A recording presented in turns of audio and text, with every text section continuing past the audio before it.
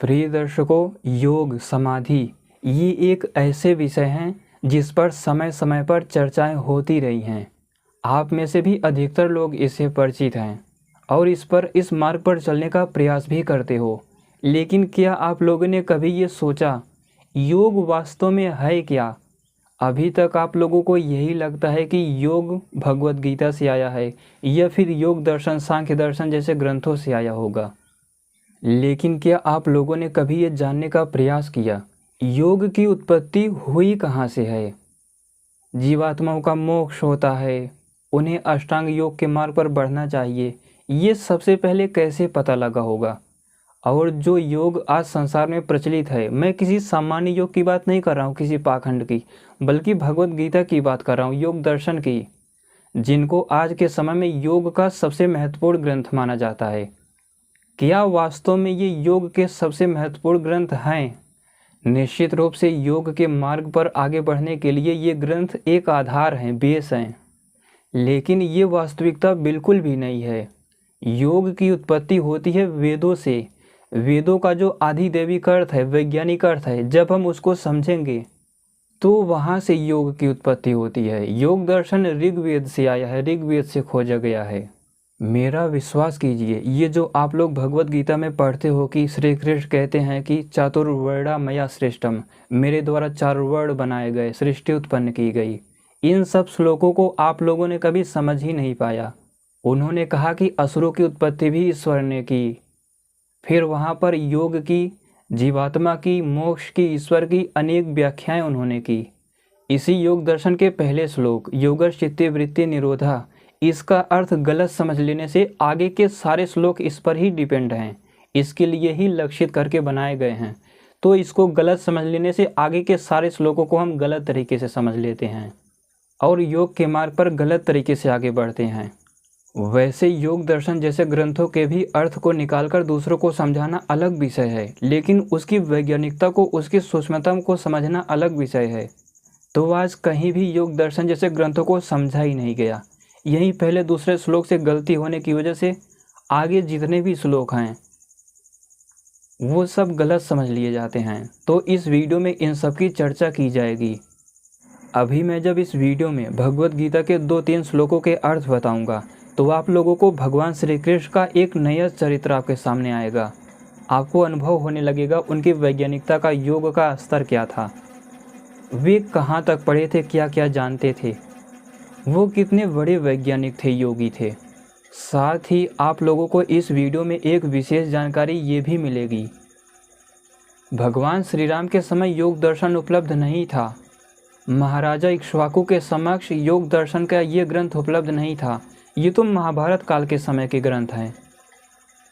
भगवान विष्णु जी हो गए, महादेव शिव जी हो गए, महर्षि भृगु जी हो गए, या फिर उस समय के जो बड़े बड़े राजे महाराजे थे, ऋषि थे, वो प्राचीन महापुरुष जिस योग को सीखते थे वो बहुत उच्च स्तर का था। प्राचीन काल में योग विद्या के बहुत बड़े बड़े रहस्य, गहरी जानकारियाँ उनके समक्ष थी जो आज लुप्त हो गई। और वो योग जो श्री राम सीखते थे, महाराजा इक्ष्वाकु सीखते थे, आदि सभी अपने पूर्वज ऋषि मुनि महापुरुष लोग सीखते थे, उसको मैं बताने का प्रयास करूँगा कि वो योग, वो उच्च स्तरीय विज्ञान कहाँ से आया था, कैसे वो लोग सीखते थे और उनके सामर्थ्य का क्या स्तर रहा होगा। तो देर न करते हुए आइए ब्रह्मांड विज्ञान के इस कार्यक्रम को शुरू करते हैं। मैं हूं अद्वैत, आप सभी देख रहे हो ब्रह्मांड विज्ञान यूट्यूब चैनल। प्रिय श्रोताओं, अगर आप लोगों को योग के बारे में अच्छे तरीके से जानना है कि एक योग हो क्या सकता है, अभी तक आप लोगों के सामने योग दर्शन, भगवत गीता आदि का ही योग है, लेकिन इस वीडियो में कुछ दूसरे प्रकार से मैं जानकारियाँ देने का प्रयास करूँगा। तो वीडियो को बहुत ध्यान से देखिएगा। जैसा कि आप सभी जानते हो कि भगवत गीता का ज्ञान श्री कृष्ण ने अर्जुन को दिया था, वैसे श्री कृष्ण भी योगेश्वर थे, बहुत बड़े वैज्ञानिक थे, वो ईश्वर नहीं थे, बहुत बड़े महापुरुष थे अपने समय के। तो आप में से भी जिन लोगों ने भी भगवत गीता को पढ़ा होगा, वहाँ पर श्री कृष्ण ने कहा है कि चातुर्वर्ण्या मया श्रेष्ठम, ये जो 4 वर्ण हैं, क्षत्रिय, ब्राह्मण, वैश्य, शूद्र, इसकी सृष्टि ईश्वर के द्वारा की गई है आप में से जितने भी लोगों ने भगवत गीता को पढ़ा होगा, आपने ये श्लोक तो जरूर देखा होगा, चातुर्वर्ण्या मया सृष्टम। यानी श्री कृष्ण कहते हैं क्षत्रिय ब्राह्मण वैश्य शूद्र इनकी उत्पत्ति ईश्वर के द्वारा की गई है, सृष्टि में ये उत्पन्न होते हैं। इसी तरह असुरों की उत्पत्ति भी ईश्वर के द्वारा की गई है। लेकिन वास्तविकता ये है कि भगवत गीता के अधिकांश श्लोकों को आप लोगों ने समझा ही नहीं अच्छे से। यहाँ पर श्री कृष्ण ये नहीं कह रहे हैं कि ईश्वर ने क्षत्रिय ब्राह्मण वैश्य शूद्र बनाए, मनुष्यों के अलग अलग विभाग बनाए, असुरों की उत्पत्ति भी उन्होंने की। वास्तव में यहाँ पर बोला जा रहा है कि सृष्टि में जितने भी पदार्थ होते हैं, आप लोगों ने मेरी पिछली वीडियो में देखा होगा कि सृष्टि में जो पदार्थ होते हैं वे क्षत्रिय के रूप में है, जैसे इंद्र आदि तत्व हो गया, ब्राह्मण के रूप में होते हैं जैसे अग्नि तत्व हो गया, वैश्य के रूप में होते हैं, शूद्र के रूप में भी पार्टिकल होते हैं। तो सृष्टि के पदार्थों को 4 भागों में कैटेगराइज किया गया है वेदों में, जिसके आधार पर ऋषियों ने मनुष्यों के अलग अलग वर्ण बना दिए। इसी तरह सृष्टि में असुर पदार्थ होते हैं, भ्रातृव्य, पापमा, किल्विष, द्विषंतम। तो श्री कृष्ण यहाँ पर कह रहे हैं कि ईश्वर ने सृष्टि के पदार्थों में जो क्षत्रिय ब्राह्मण इंद्र आदि तत्व हैं, ईश्वर ने उसकी सृष्टि की है। इस श्लोक का बिल्कुल मतलब नहीं है कि मनुष्य में जो वर्ण है क्षत्रिय ब्राह्मण वैश्य शूद्र ये ईश्वर ने बनाए हैं, ये मनुष्यों ने बनाए हैं। ईश्वर जो यहाँ पे कहना चाह रहा है कि सृष्टि के पदार्थों को उसने उत्पन्न किया है। श्री कृष्ण उन सृष्टि के पदार्थों को पूरी तरह जानते थे। इसी तरह असुरों की उत्पत्ति भी की है। तो जो असुर है, ये जो असुर पदार्थ है, डार्क एनर्जी, डार्क मैटर, यहाँ पर श्री कृष्ण उसकी चर्चा कर रहे हैं, उस असुर की, ना कि मनुष्य में जो गलत लोग हैं। जैसे 25-26 प्रकार के असुर पदार्थ सृष्टि में पाए जाते हैं। भ्रातृव्य हो गया, जो सृष्टि के पदार्थों का शत्रु है, पार्टिकल से भी सूक्ष्म होता है। जब पार्टिकल आदि मिलने जाते हैं तो उन्हें दूर कर देता है, उन्हें भगा देता है, उन पर अधिकार कर लेता है, सृष्टि के आगे के पदार्थों को बनने ही नहीं देता। तो श्री कृष्ण उस स्तर पर जाकर चर्चा कर रहे हैं। वहाँ पे अगर कह रहे हैं कि ईश्वर ने चारों वर्णों की उत्पत्ति की, यानी सृष्टि में जो इंद्र आदि देव पदार्थ है, वरुण है, सोम है, ये क्षत्रिय तत्व हैं, क्षत्रिय होते हैं। तो उस स्तर से श्री कृष्ण बोल रहे हैं। मेरी बातों को जो ध्यान से सुनेगा, वो भगवत गीता को जब दूसरी बार पढ़ेगा तो उसे श्री कृष्ण का वास्तविक स्वरूप समझ में आने लगेगा। ईश्वर तो नहीं थे श्री कृष्ण, लेकिन योगेश्वर थे, अपने समय के सबसे बड़े योगी थे, महापुरुष थे। अभी मैं योग को एक बेसिक स्तर से शुरू किया हूँ, अब धीरे धीरे आपको उच्च स्तर पर ले जाऊँगा। भगवत गीता और योग दर्शन से बढ़कर भी योग है, जिसकी आप लोगों को जानकारी ही नहीं है। इसी तरह भगवत गीता में आप लोग सुनते होंगे कि शस्त्रधारियों में मैं राम हूँ, जलचरों में मगरमच्छ हूँ, अदिति के 12 पुत्रों में विष्णु हूँ। इसका ये बिल्कुल मतलब नहीं है कि श्री कृष्ण ही श्री राम थे पहले। ऐसा स्पष्ट है कि आदिकाल में श्री कृष्ण का जन्म हुआ था, लेकिन त्रेता युग में उनका जन्म नहीं हुआ था। श्री कृष्ण ही राम नहीं थे। यहाँ पर समझने में बहुत भारी भूलें हो गई। श्री कृष्ण यहाँ पर कह रहे हैं कि शस्त्रधारियों में मैं श्री राम हूँ, यानी धरती के सबसे बड़े योद्धाओं में जो शस्त्र को धारण करते हैं, उसमें श्री राम सबसे बड़े थे। उतना वैज्ञानिक, उतना बड़ा योद्धा, उतना बड़ा योगी कोई दूसरा हुआ ही नहीं। आप लोग रामायण जाके पढ़ लीजिए, खरदूसर से कैसे युद्ध करते हैं, लंका में किस स्थिति में जाते हैं। उससे पहले भी अनेक युद्ध कर चुके थे, अकेले ही अपने सामर्थ्य से सारे राक्षसों का संहार कर डालते हैं, जो कि प्राचीन में या फिर अब तक योद्धा तो बहुत हुए हैं, वैज्ञानिक योगी बहुत हुए हैं, क्षत्रिय, लेकिन श्री राम जैसा योद्धा नहीं सुना गया कभी। श्री कृष्ण ये कह रहे हैं। अगर वे कह रहे हैं कि जलचरों में मैं मगरमच्छ हूँ, इसका ये तात्पर्य नहीं कि उनका कोई जन्म मगरमच्छ का रहा हो या फिर वही मगरमच्छ भी हैं। वो वहाँ पर कह रहे हैं कि जलचरों में जो सबसे शक्तिशाली हैं उसमें मैं मगरमच्छ हूँ। आप लोग जानते होंगे कि पानी के अंदर अगर हाथी भी चला जाए तो उसे भी मगरमच्छ खींच लेता है या फिर खींचने का प्रयास करता है, जो कि दूसरे जलचरों के लिए संभव नहीं है उतना ताकतवर होना।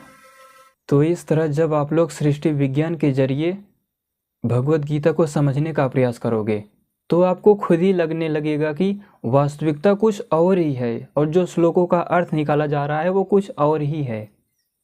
आप लोगों ने वीडियो में जो भी सुना, इसी तरह योग दर्शन भी है। उसमें अष्टांग योग है या फिर समाधिपात है। बताया जाता है कि कैसे ध्यान करना है, समाधि किस स्थिति को बोल सकते हैं, योगिक सिद्धियां क्या होती हैं। लेकिन क्या आप लोगों ने कभी ये समझने का प्रयास किया, ये बातें आई कहाँ से होंगी? ध्यान कैसे लगाएं, धारणा कैसे लगाएं, समाधि क्या होती है, ऋतंभरा प्रज्ञा मिलने पर कैसी स्थिति होती है, सिद्धि मिलने पर योगी क्या क्या कर सकता है, कैवल्य में, मोक्ष में क्या स्थिति होती है, ये ज्ञान आया कहाँ से और क्या यही अंतिम ज्ञान है? मेरा विश्वास कीजिए, योग का मुख्य रूप ये नहीं है। एक आधार अवश्य है, लेकिन योग दर्शन से भी उच्च स्तर की बातें, उच्च स्तर का ज्ञान प्राचीन काल में उपलब्ध था। योग दर्शन तो श्री कृष्ण के समय से है, भगवत गीता हो गई। लेकिन प्राचीन काल में भगवान श्री राम हो गए, भगवान विष्णु जी हो गए, महर्षि भृगु जी हो गए, इन लोगों के समक्ष योग का एक उच्च स्तर का ज्ञान उपलब्ध था। और क्या आप लोग जानते हो वो योग कहाँ से आया होगा? वो उच्च स्तरीय विज्ञान योग का वो आया था वेदों से, वेदों के वैज्ञानिक आधिदैविक अर्थों से। अगर हम इसी योग दर्शन की बात करें, सृष्टि में किसी पार्टिकल को, किसी पदार्थ को सिद्ध बता दिया गया है, तपस्वी बता दिया गया है कि ये पूरी तरह शुद्ध है, ऐसे ही दूसरे पदार्थों को क्रमशः उत्पन्न करता चला जाता है। तो यही सिद्ध शब्द योग दर्शन में आ गया है। कहीं किसी पदार्थ के लिए ऋतंभरा शब्द आ गया है, तो उसे ही जीवात्माओं के लिए ले लिया गया है। ध्यान है, समाधि है, देवों असुरों का युद्ध है, इन सब से ही योग आया है, योग निकलता है। जो जितना अच्छा वेदों का आधिदैविक अर्थ जानेगा, संपूर्ण वेदों को समझेगा सृष्टि विज्ञान के जरिए, वो फिर इस योग दर्शन से भी उच्च स्तर का योग हासिल कर सकता है, जान सकता है। महाभारत काल में ही आप लोग अगर देखो तो श्री कृष्ण खुद ही कहते हैं कि ये योग, ये ज्ञान प्राचीन काल से जो चला आ रहा था, ये बीच में लुप्त हो गया था, उसे वे अर्जुन को सिखा रहे थे। लेकिन इसका ये भी मतलब नहीं कि अर्जुन को उन्होंने सब कुछ बता दिया था। श्री कृष्ण बहुत कम जानकारी दे पाए थे, क्योंकि अर्जुन को युद्ध करने के लिए तैयार कर रहे थे, योग नहीं सिखा रहे थे। वो तो उन्हीं बीच अनेक बातें आ गई जो उन्होंने बता दिया। बाकी वो योग आज भी लुप्त है, जो महर्षि भृगु ने, भगवान विष्णु जी ने, महादेव शिव जी ने, श्री राम जी ने सुना था, वो उच्च स्तरीय योग, उच्च स्तरीय विज्ञान आज भी लुप्त है। और उसको खोजा जाएगा या समझा जाएगा वेदों के आधिदैविक अर्थों से। आप लोग जब वेदों को पढ़ोगे, सृष्टि में कौन सा पदार्थ किस परिस्थिति में उत्पन्न होता है, कौन सा पदार्थ कैसे दूसरे को अट्रैक्ट करता है, उस पदार्थ की स्थिति क्या होती है, इन्हीं सब स्थिति, सिद्ध, ध्यान आदि शब्दों से योग दर्शन जैसे ग्रंथ लिखे गए हैं, वहीं से खोज कर, अनुभव कर करके सब कुछ जितना है सृष्टि विज्ञान से ही आया है। अग्नि तत्व हो गया, इंद्र तत्व हो गया, मनस तत्व हो गया, प्राण व छंद हो गए, ये कैसे कार्य करते हैं, किस प्रकार इनकी संरचना होती है, इन सबको समझ कर करके ऋषियों ने ग्रंथ बनाए थे। तो प्राचीन काल में और विकसित योग था, उच्च स्तरीय विज्ञान था योग का, जो आज लुप्त हो गया। आप सभी महाभारत काल के पूर्वजों की तुलना पीछे से नहीं कर सकते, रामायण काल से या फिर आदि काल के भगवान विष्णु, महर्षि भृगु आदि से। वो लोग सामर्थ्य में, योग के ज्ञान में बहुत बड़े थे, सबसे बड़े थे, बहुत सामर्थ्यशाली लोग थे वे। आज तो चारों वेदों को पढ़कर उनका अर्थ करना, समझना, याद करना कठिन प्रतीत होता है, लेकिन प्राचीन काल में उनकी यही दिनचर्या ही रहती थी। युवावस्था तक आते आते वे समझ लेते थे चारों वेदों को। यहाँ तक कि योग दर्शन में जो सिद्धियाँ बताई गई हैं, अणिमा, लघिमा, गरिमा, एक योगी शरीर को बड़ा बना सकता है, सूक्ष्म बना सकता है, ये सृष्टि के पार्टिकल से सीखा गया, कुछ विशेष पदार्थों से। सृष्टि के पदार्थों में ये सिद्धियाँ होती हैं। फोटान आदि पार्टिकल जब इलेक्ट्रॉन में अवशोषित होता है तो वो छोटा भी बन जाता है, बड़ा भी बन जाता है, फिर अपने वास्तविक आकार में भी आ जाता है। तो उन्हीं तत्वों से योग दर्शन जैसे ग्रंथ खोज कर लिखे गए कि योगी भी ऐसा कर सकता है, और करके दिखाया भी। जो भी भगवत गीता को, योग दर्शन जैसे ग्रंथों को पढ़ेगा, उसके बाद वेदों के आधिदैविक अर्थ को, वेदों के विज्ञान को समझने का प्रयास करेगा, सृष्टि में महसूस करेगा, वो समझ सकता है कि ये योग दर्शन भी एक बेसिक ज्ञान हो सकता है, भगवत गीता आदि। इससे भी उच्च स्तरीय ज्ञान श्री राम, महाराजा इक्ष्वाकु, महाराजा ययाति, भगवान विश्वामित्र, महर्षि अगस्त्य, महर्षि सर्वभंग, भगवान विष्णु, महर्षि भृगु आदि जानते थे। इससे भी उच्च स्तरीय ज्ञान था। संभव है कि वो उच्च स्तरीय ज्ञान वो योग ग्रंथों के माध्यम से भी था, या फिर बोल बोल कर भी समझाया, सुना व पढ़ा जाता था। फिर भी इससे बहुत अधिक विस्तृत ज्ञान था। जैसे आप लोग सुनते हो कि वेदों की इतनी शाखाएं थी, और भी ग्रंथों की अनेक शाखाएं थी, किसी की 1600, किसी की 1200, किसी की 121। ऐसे ही योग के अनेक ग्रंथ भी थे, और उससे भी पहले जाएं तो बहुत विस्तृत योग का विज्ञान उपलब्ध था, जिसे समझने का एक ही माध्यम है, अनुभव करने का एक ही माध्यम है, वो है वेदों का आधिदैविक विज्ञान, जो कि वेदों का स्वाभाविक अर्थ होता है, जो ईश्वर ने ज्ञान दिया था। एक एक मंत्र के आधिदैविक विज्ञान पर मनन चिंतन करके, सृष्टि में उस तत्व को अनुभव करके, उसके क्रिया विज्ञान को ठीक ठीक जान के, जब ऐसी स्थिति आपकी हो जाएगी तो वो योग आपके समक्ष प्रकट होने लगेगा, आपका सामर्थ्य बढ़ने लगेगा। योग के मार्ग पर बढ़ने के कई तरीके हैं, लेकिन अगर आपके पास सामर्थ्य हो तो सबसे अच्छा तरीका है मन को शांत करने का, ऋतंभरा प्रज्ञा को प्राप्त करने का, एक विशेष सामर्थ्य प्राप्त करने का। वो है वेदों का आधिदैविक विज्ञान, यानी स्वाभाविक अर्थ, जो ज्ञान ईश्वर ने दिया था।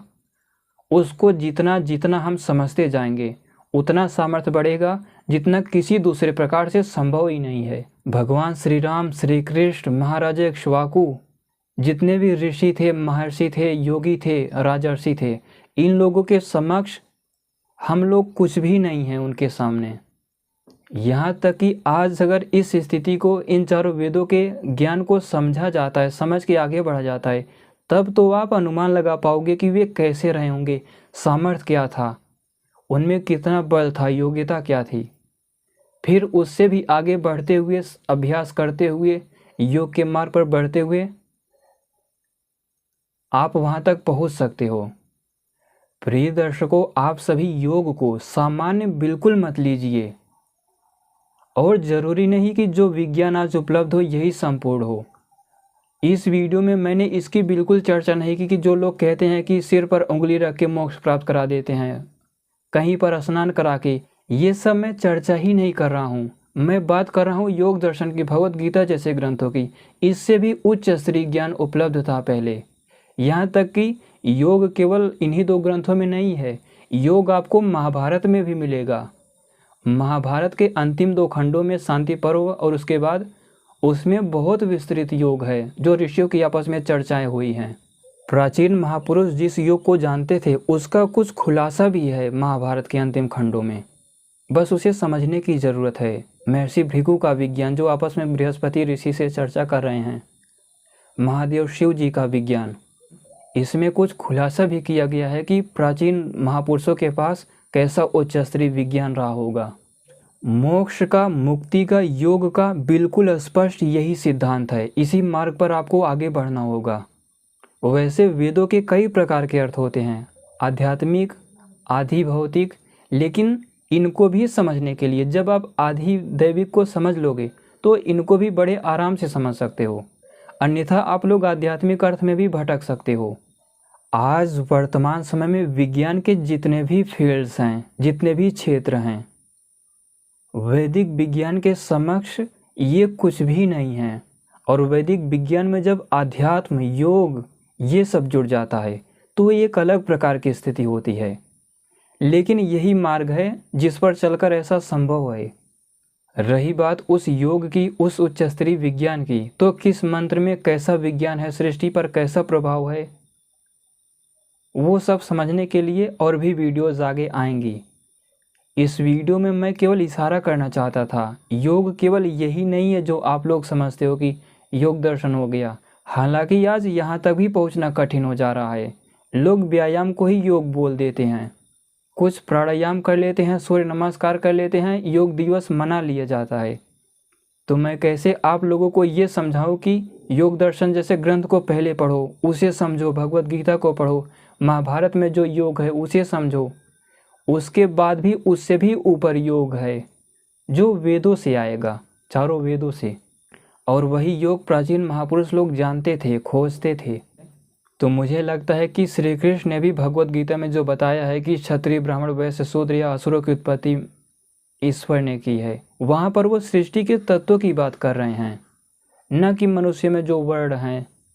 सृष्टि के पदार्थों में दस्यु भी होते हैं, यहाँ तक कि जो द्विशंतम होता है असुर पदार्थ वायु तत्व के स्तर का, वो दूसरे पदार्थों से द्वेष करता है। वो डार्क मैटर, दो पार्टिकल मिल रहे होते हैं तो उनके बीच चला जाता है, उन्हें दूर कर देता है।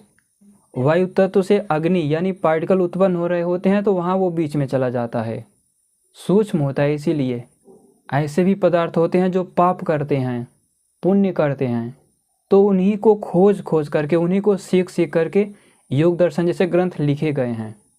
और जो प्राचीन उच्च स्तरीय विज्ञान था, उच्च स्तरीय योग था, उसे वेदों से ही समझा जा सकता है।